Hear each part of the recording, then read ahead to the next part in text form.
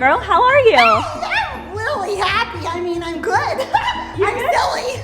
Awesome. Well, hey, little girl, I want to teach you and all the boys and girls out there the big idea. You want to teach me? Uh-huh. And there's boys and girls out there?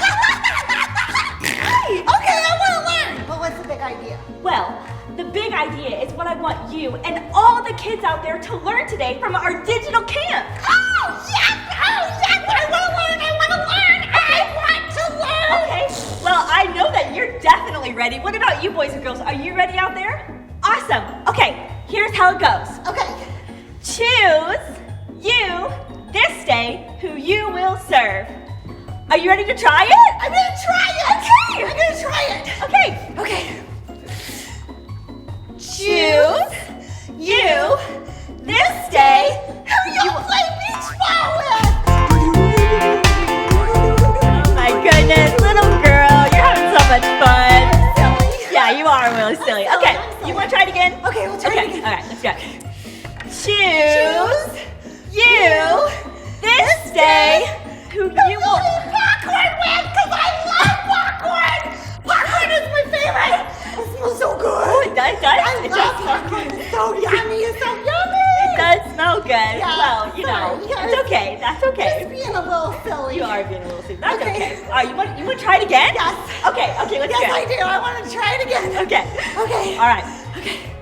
Choose you this day who you will Slime with! Whoa! I love slime. It's so slimy. And it's so satisfying. It is. It's so I'm satisfying. sorry, I'm being kind of silly. It's okay. It's Okay. Okay. I will be serious. Okay, you want to try it? You want to try it one more I'm time? gonna be serious this Okay, time. okay. Okay. The very last time, okay? Okay. All right. Choose you this day who you will serve.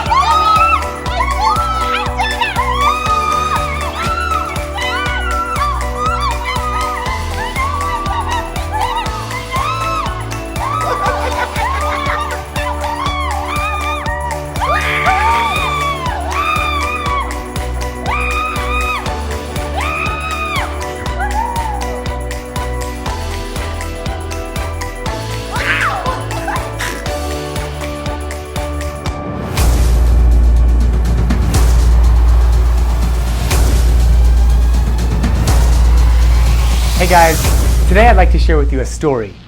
And like any good story, it's important to start in the beginning. And this story is the very beginning. You see, when this whole world was created, I was not here and you were not here. But did you know that God was here?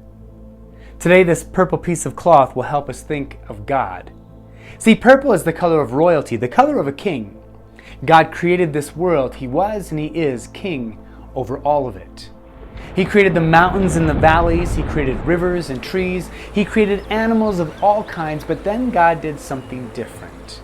He created something extra special. He created people. People like you and me. In fact, every single person who ever has or ever will walk upon the face of this earth was created by God. Today, this red piece of cloth will help us think of people. And here's the thing, when God made us, He had an extra special plan for us.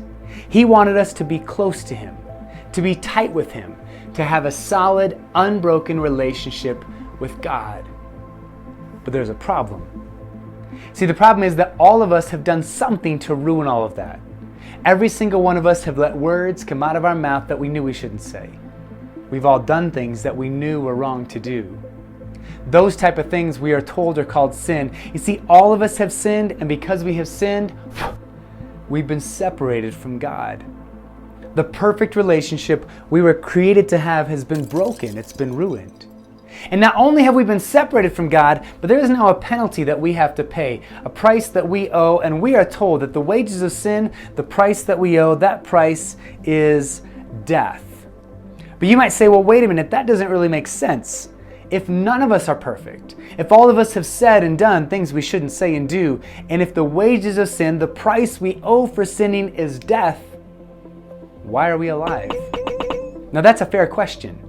But here's what this does not mean. This does not mean that if you go do something later today or tomorrow that you shouldn't do, or you say something you shouldn't say and you sin, you'll fall over and die. Thankfully for all of us, that is not what that means. So what does it mean? Well, what it does mean is we face a spiritual death. And I know that can sound confusing, so hopefully this picture will help. What that simply means is that our sin has now come in between we as people and God. And as long as there is that sin in our lives, there's nothing we could ever do by ourselves to fix that problem. We would forever be separated from God because of our sin. And if that was the end of the story, it definitely would not be a very good story. But thankfully for us, that's not the end, because there was one person who was different. A person like me and like you. A person who walked upon this earth and was tempted to say things they shouldn't say, to do things they shouldn't do. But this one person never gave in to that temptation. One person was perfect. And that one and only person was Jesus. Now here's the thing, I don't know if Jesus really looked like this. It's just a picture that helps us think of Jesus. But he truly was the only perfect person who ever lived. But even though Jesus was perfect, there were some people who didn't like him. See, Jesus knew what it was like to have people say and do things to you for no reason at all. Jesus was perfect and people still hated him. They hated him so much they began to spit upon him, to beat him. They nailed him to a cross and they killed Jesus. After Jesus died upon that cross, they went a step further. They brought his body down from the cross and they began to do something. They began to wrap it in some burial clothes, which simply were some strips of cloth in which he would be buried. They placed Jesus' dead body inside those strips of cloth, and then they did one last thing. They took the entire thing, Jesus' dead body, wrapped in burial clothes, and they placed it inside a tomb, which was simply a large hole in the ground in which a great big rock or stone had been placed in front to keep it closed. And at that moment, I'm sure some people thought that must be the end of the story. But it wasn't the end. See, on the third day, some people came to that tomb, and you can imagine how surprised they must have been when they noticed that the stone placed in front had been rolled away. As if by a miracle, someone had simply reached down, picked it up, and set it aside. They looked inside that tomb, and when they did, they saw something absolutely amazing. It wasn't a trick, it wasn't an illusion, it was a miracle. You see, what they realized was that the grave clothes were still there, but Jesus' body was no longer there. The amazing truth is that Jesus loved us so much that even though we were not perfect, he was willing to die on a cross for our sin, and he did not stay dead. He rose from that grave. And it's only because of that that our picture can change. You remember that picture that we as people were separated from God because of that sin in our lives. And I told you there's nothing we can do by ourselves to fix that problem. But because of what Jesus has done, there is a way. In fact, Jesus said it like this. He said, I am the way, the truth, and the life. No person comes to God but through me. See, the amazing thing is that even though we are not perfect, Jesus still loved us enough to die on a cross and rise from the grave. He was willing to do that for us, and you know what? We can be willing to choose to live our life for him, to serve Jesus, to do our best, to be holy, to make him number one in all that we do. Today, I hope you have made the choice to always serve Jesus, to live a life that follows after him. Wow, it's incredible what Jesus has done for us, for me, and for you. That reminds me of today's big idea. Do you remember today's big idea? Say it with me. Choose you this day who you will serve. Great job! Now, let's learn today's power verse. Are you ready? Let's go. Welcome to today's power verse. Wow, boys and girls, today's power verse is being hidden by all the kids' clothing that were left from camp last year. You guys leave so much stuff at camp. We need your help to get the camp counselor's attention to remove the clothes so we can see today's power verse. All right, boys and girls, let's get that camp counselor's attention. On the count of 3, we want to see your best Fortnite dance moves. It's going to be a Fortnite dance-off. The camp counselor loves Fortnite, and as soon as they see someone dancing, they're going to come on over. So on the count of 3, 1, 2, 3.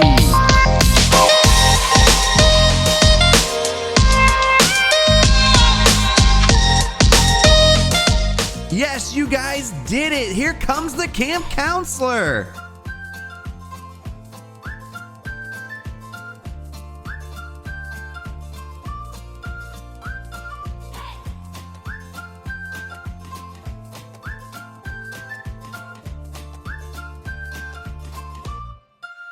All right, let's take a look at today's power verse. Oh no, boys and girls, there is still clothes left from last year's camp hiding today's power verse. We're gonna need your help again to get the attention of the camp counselor so they can come over and remove more of that clothing. Let's get his attention. On the count of 3, grab a pillow and let's have a pillow fight. Camp counselors love pillow fights, and this is sure to get their attention. 1, 2, 3.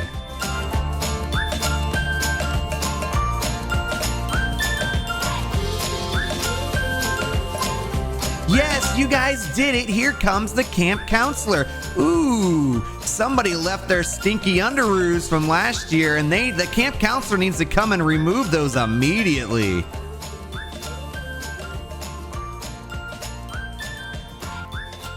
Thank you, camp counselor, for removing those stinky underoos. Now let's take a look at today's power verse. Oh no, boys and girls, we need to get the counselor's attention one more time. Can you guys do it? You've done it so many times, I think you guys can do it. We only need to do it one more time. So on the count of 3, I want you guys to scream at the top of your lungs so we can get their attention. Here we go. 1, 2, 3.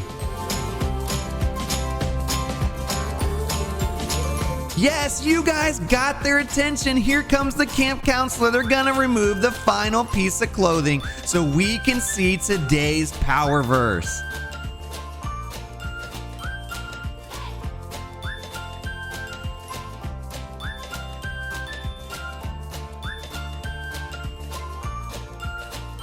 Yes, boys and girls, we can finally see today's power verse. So let's read it together on the count of 3. 1, 2, 3. Choose you this day who you will serve. Joshua 24:15. Let's read that together one more time, boys and girls. Choose you this day who you will serve. Joshua 24:15. Wow, boys and girls, you guys did such an awesome job helping us remove all those dirty clothes left from last year's camp so we could see today's power verse. Let's read it together one more time on the count of 3. 1, 2, 3. Choose you this day who you will serve. Joshua 24:15. Great job, boys and girls.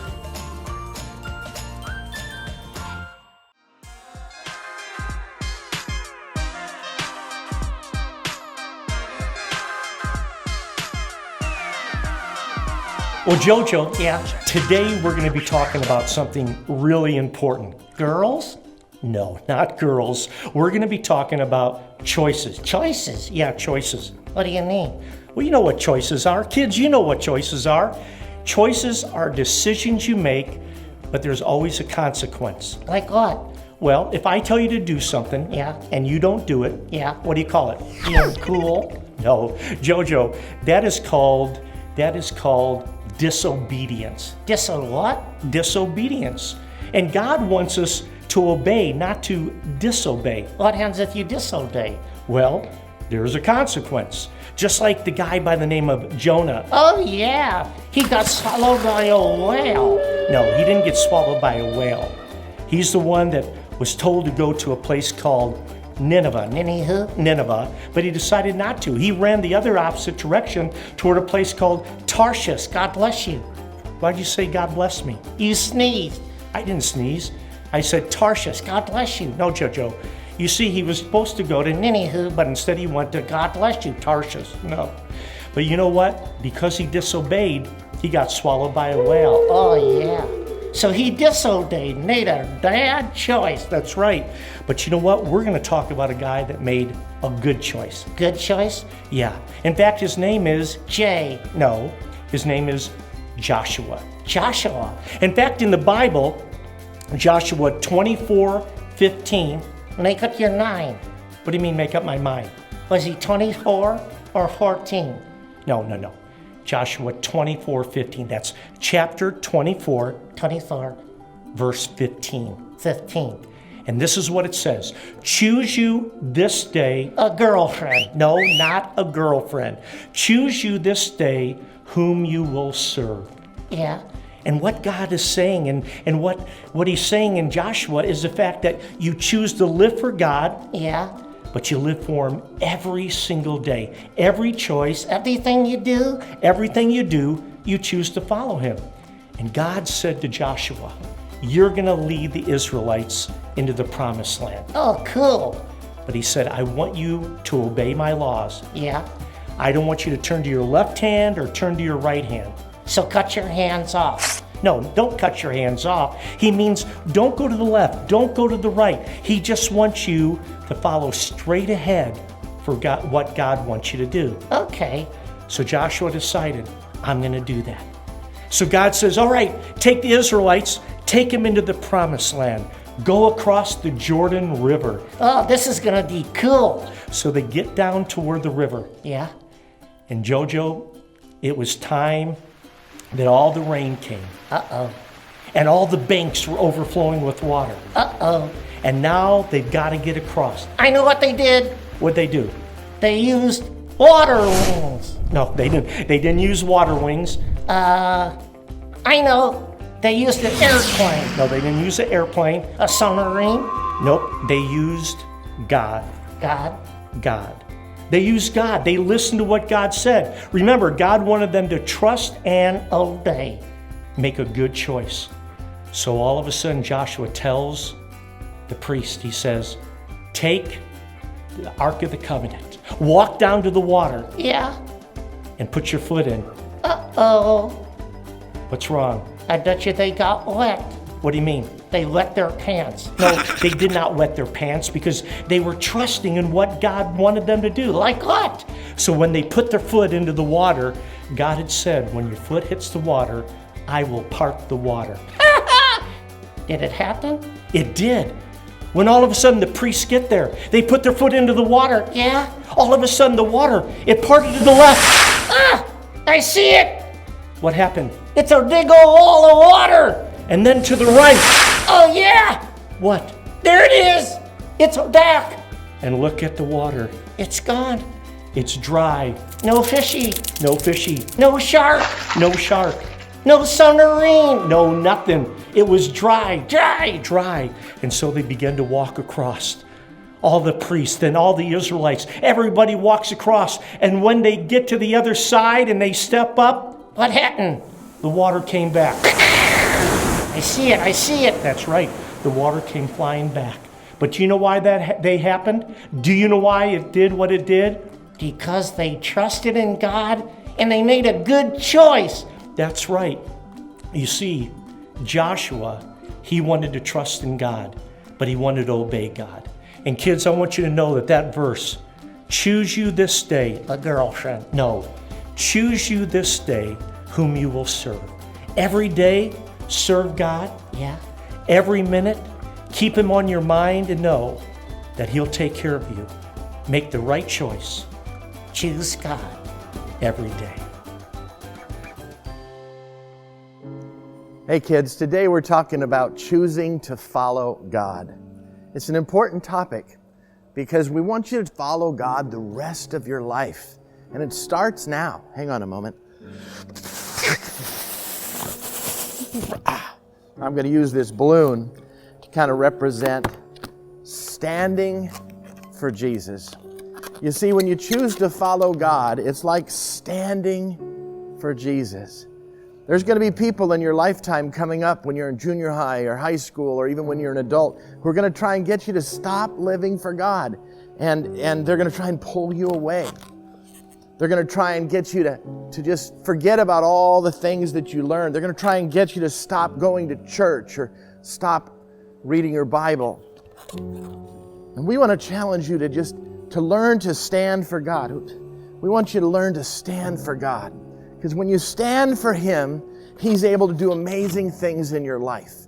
If you stand for God, He'll guide and direct your life all the way through. When somebody invites you to do something you shouldn't do, you're going to be able to say, no, I'm living for God. When somebody invites you to watch something you shouldn't watch, you're going to be able to say, no, I'm living for God. When you get older and somebody says, oh, don't go to church, you're going to say, yes, I am. I'm living for God. We want you to learn to stand for God, to stand tall, and to be what God wants you to be every single day of your life. Learning to stand for God. That's you. You can stand for God. There we go. Stand for God. Each one of you can learn to stand for God. You can live for God every single day of your life. It starts now. It says, God, I am going to live for you. I want to pray with you right now. I want you to bow your heads, close your eyes. That's it. And I want you to repeat after me, and afterwards I'm going to have you pray on your own. But right now I want you to say, Dear God, here I am. You know my name. You know where I live. And I want to live for you my whole life, every single day. And I need your help. Show me when I'm about to do something wrong. Show me when I'm about to say the wrong thing. And help me to do the right thing. Help me to live for you every day of my life. And when I get older, I want to live for you. When I'm an adult, I want to live for you. I want to listen for your voice, your instructions, so that I can choose to serve you every day of my life. Now take a moment. I want you to just pray yourself. I'm not going to speak anymore for a few moments. Just talk to God right now.